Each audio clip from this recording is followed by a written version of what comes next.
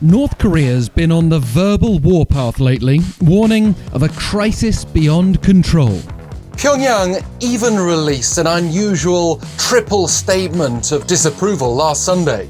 We heard a senior foreign ministry official claiming US President Joe Biden had made a big blunder after calling Pyongyang's nuclear program a serious threat in his first congressional address.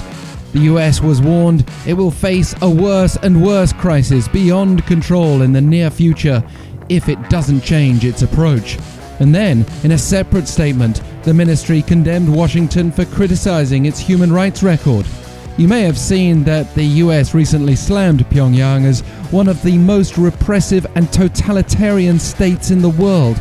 And the North saw this as a sign that America is girding itself up for an all-out showdown, having felt its supreme leadership was insulted. And the North didn't spare South Korea from its rhetoric either. The sister of North Korean leader Kim Jong-un criticized South Korea for failing to stop a defector group flying around 500,000 anti-Pyongyang leaflets, among other items, across the border last week. Though Seoul did ban such activities in March, and police have carried out a subsequent raid.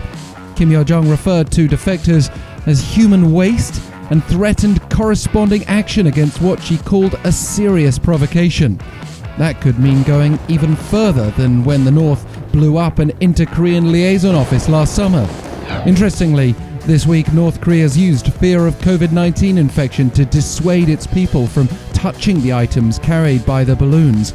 But analysts also believe Pyongyang is trying to pile pressure on both the US and South Korea ahead of their presidential summit later this month. Yet the US and its allies haven't been put off.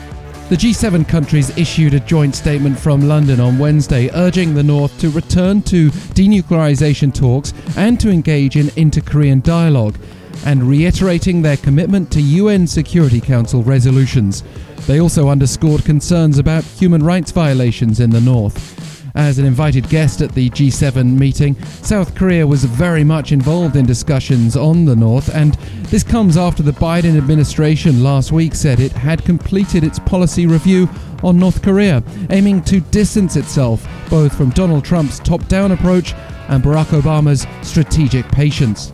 The trouble is, North Korea continues to ignore all of Biden's attempts at diplomacy, while continuing to build up its weapon capabilities, and while Chairman Kim and his wife kick back and apparently enjoy themselves, as evidenced by their attendance at a performance in Pyongyang this week. A further provocation may be expected before the Moon-Biden summit, and a test, therefore, of their patience, whether strategic or not.